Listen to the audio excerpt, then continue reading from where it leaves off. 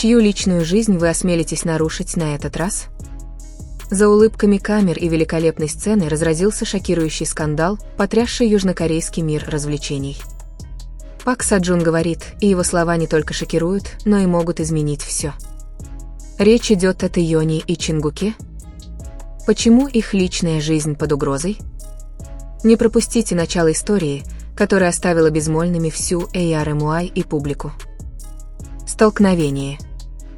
Читайте, комментируйте, ставьте лайки и подписывайтесь, чтобы не пропустить ни одного скрытого факта. Что произойдет, если мир узнает что-то, чего вы даже не готовы признать? Кто имеет право решать, что должно быть известно публике? А что должно оставаться запертым за закрытыми дверями? Является ли популярность билетом к свободе?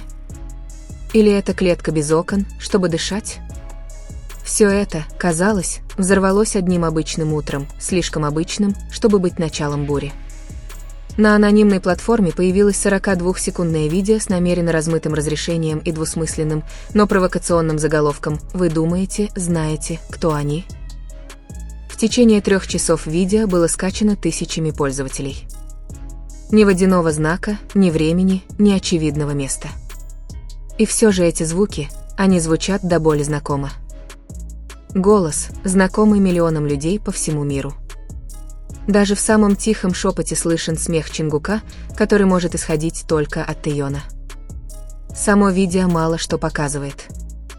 Просто 2 мужчин за темной стеной разговаривают о чем-то, что для некоторых может показаться пустяком. Легкие ночные разговоры, смех, случайные ощущения, которые кажутся бессмысленными. Но именно это и делает его реальным. Слишком реальным. Когда видео появилось, пользователи сети сразу же разделились во мнениях. Это старое видео? Это результат работы Или это действительно тайный момент, который никогда не должен был выходить за пределы их личного пространства? HYBE не сделал никаких заявлений в первые 12 часов. А в быстро меняющемся мире 12 часов молчания – это 12 лет в цифровом формате. Начали появляться теории заговора. Некоторые связывали это с одиночной поездкой Чингука в Японию в прошлом месяце. Другие предполагали, что это часть внутреннего саботажа, небольшая искра более масштабного конфликта внутри агентства. Но все меняется, когда наконец всплывает одно неожиданное имя. Пак Саджун, опытный актер и близкий друг Тэйона, известен своим спокойствием, дипломатичностью и осторожностью в вопросах личной жизни коллег. Но на этот раз он не молчал. В эксклюзивном интервью японскому СМИ, которое изначально должно было касаться его нового фильма, Пак Саджун неожиданно вставил неожиданную фразу: «Иногда люди считают, что имеют право вмешиваться в чью-то личную жизнь только потому, что они знамениты. Но никто из нас никогда не соглашался с тем, что видео должно распространяться. Я знаю, что Тэйон и Чингук сейчас очень расстроены. И, честно говоря, это не первый раз, когда нарушается их частная жизнь». Интервью стало вирусным. Его ролик был опубликован более 2 миллионов раз на X за 5 часов. Эта фраза разожгла страсти не только из-за защиты Пак Саджуном своего лучшего друга, но и потому, что заявление дало сильный сигнал. Произошедшее не пустяк. За их улыбками и жестами перед камерой скрывается нечто более глубокое, мрачное и болезненное. В предыдущие недели действительно сохранялась некоторая неловкость. Преданные фанаты, вероятно, это заметили, хотя тогда никто не осмеливался делать выводы.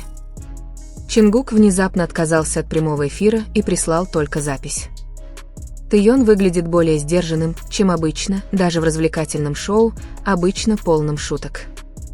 В одном из радиоэфиров их даже не упомянули как находящихся в одной студии, хотя время записи, судя по всему, было небольшим.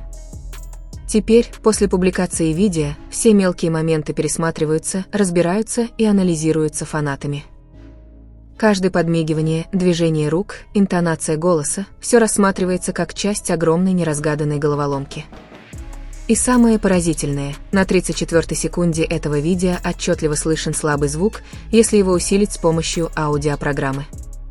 Голос говорит: «Закройте дверь». Никто не знает, что мы здесь. Никто не называет имени. Лицо не видно. Но публике не нужно все это, чтобы сделать выводы. Они считают, что уже все знают. Еще более удивительным оказалось то, что некоторые фанаты обнаружили, что видео было загружено с зарубежного сервера с анонимным идентификатором, который использовался всего один раз, 2 года назад, когда вот-вот должен был разразиться внутренний скандал в HYBE. Это порождает еще одну теорию о том, что инсайдеры пытаются вновь открыть старые раны. Но почему именно сейчас? И почему мишенью стали Тэйон и Чингук? Некоторые предполагают, что это связано с новым проектом, в котором, как говорят, они участвуют в несвязанном с музыкой творческом проекте. Что-то очень личное, над чем они тайно работали последние 2 года. Проект, который, если будет реализован, может полностью изменить общественное восприятие их.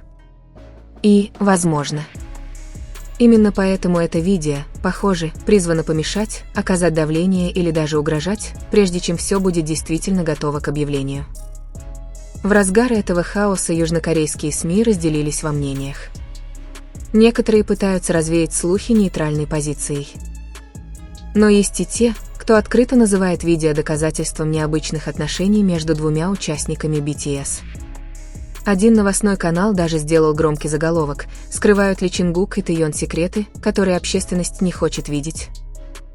И ARMY отреагировали не менее резко. Десятки тысяч комментариев заполонили социальные сети.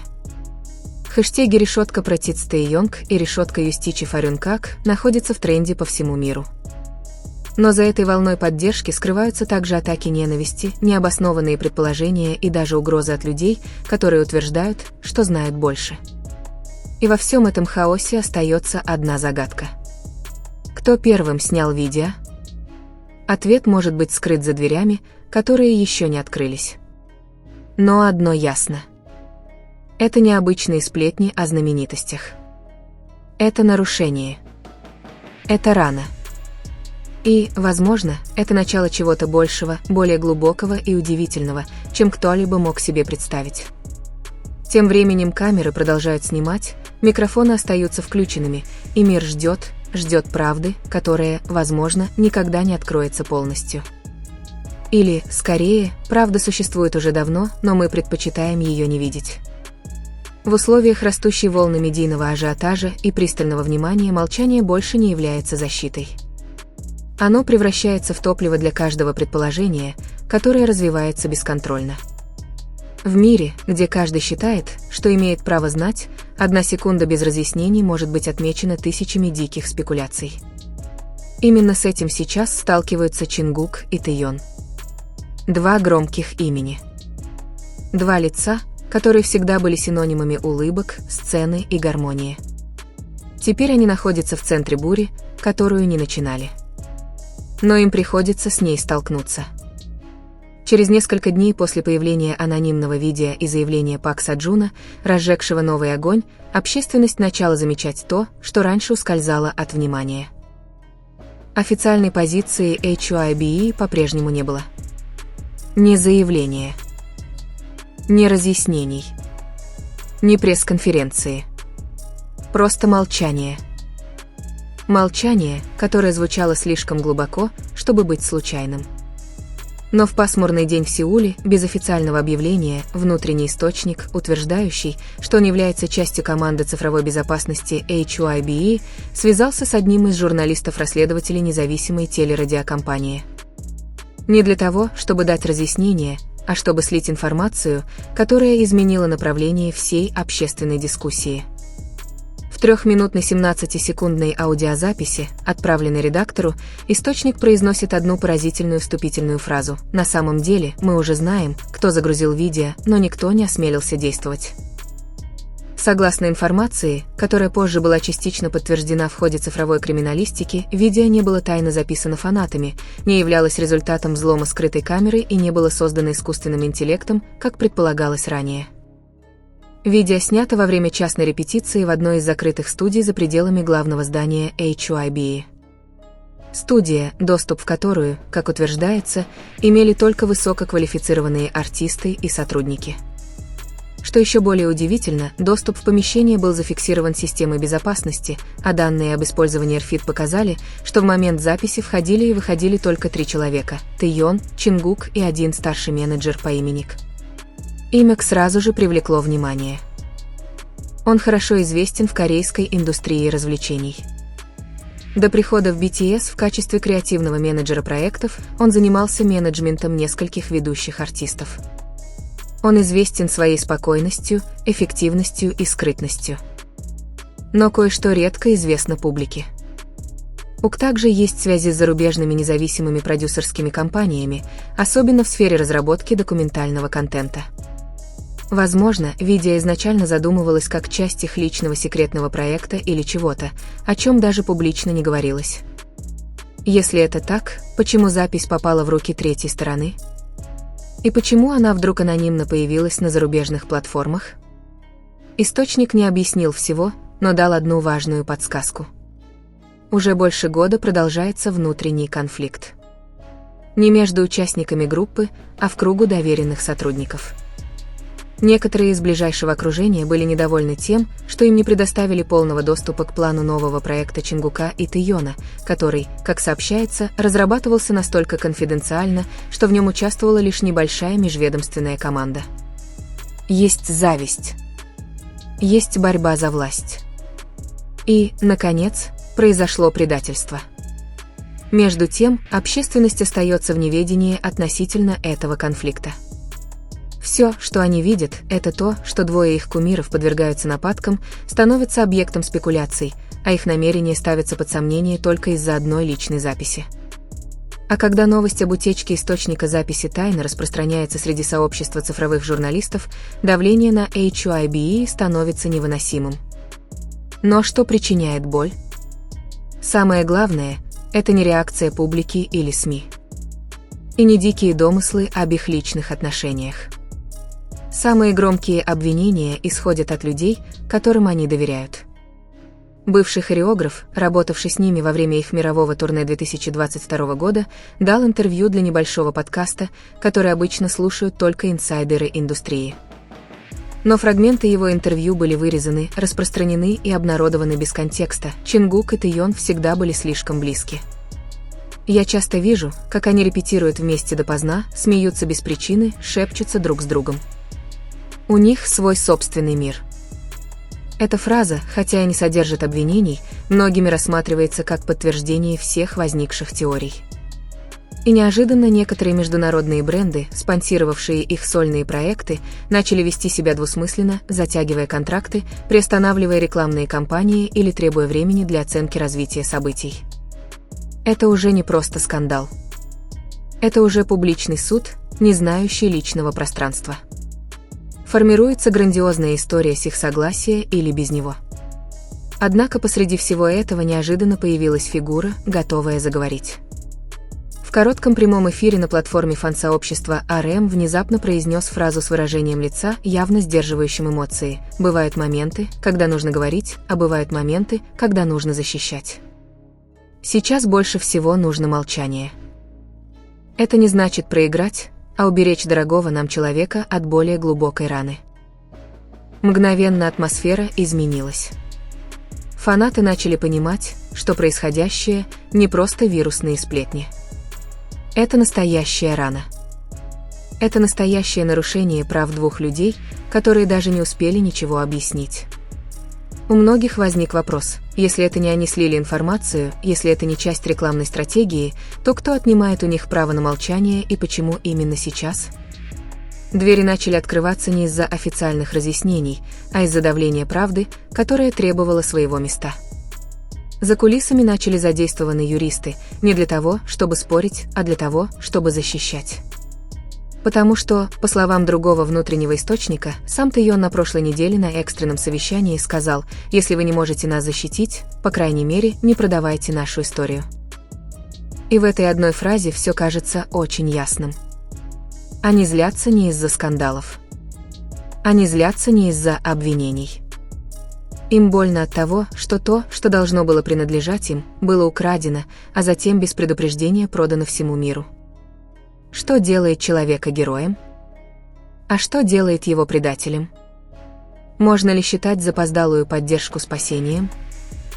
Или же, когда буря уже разразилась, каждый звук, который появляется, звучит как последняя пуля, одновременно выстреливающая и отражающая. После косвенных замечаний РМ, вызвавших новую волну сочувствия, корейский мир развлечений больше не может комфортно сидеть в молчании. Некоторые крупные СМИ, которые раньше лишь отражали общественное мнение, как пустое эхо, начали открывать пространство для углубленного обсуждения. Внезапно тема неприкосновенности частной жизни знаменитостей стала общенациональной проблемой. Об этом говорили в прайм-тайм ток-шоу, обсуждали на университетских форумах и даже писали в юридических бюллетенях. Но за этими дискуссиями скрывалось нечто тайное. Целых 2 недели Тэйон и Чингук не появлялись на публике. Ни личной жизни, ни постов в Инстаграм. Нигде не появлялись. Даже фанаты, которые обычно могли увидеть их в аэропортах, ресторанах или за кулисами, теперь не могли заметить их присутствие, как будто они исчезли или были намеренно спрятаны. Некоторые начали спрашивать, HYBE оттолкнул их или они просят защиты? И как раз когда вопрос стал слишком навязчивым, появился еще один неожиданный сюрприз. На престижном кинофестивале в Пусане Пак Саджун снова появился, на этот раз не только как актер, но и как посланник. На его костюме красовалась маленькая булавка, простой формы. Буквы Q амперсант A, выгравированные тонким серебром. Никто не объяснил ее значение, но вскоре публика приписала ей символическую поддержку Тэйона и Чингука. А после окончания мероприятия журналисты сбились в кучу, пытаясь вытянуть из него хоть одно заявление. Саджун лишь медленно произнес: «Мы живем в мире, где каждый может говорить, но не каждого слышат. Я просто хочу убедиться, что 2 важных голоса не будут заглушены страхом». Эта фраза снова стала вирусной. Но более того, маленькая булавка на костюме Саджуна стала символом молчаливого сопротивления. Некоторые знаменитости тоже начали носить их: известный композитор, 2 актрисы старшего поколения и даже одна ведущая национальных программ носили похожие значки в прямых эфирах. Но как обоюдоострый нож,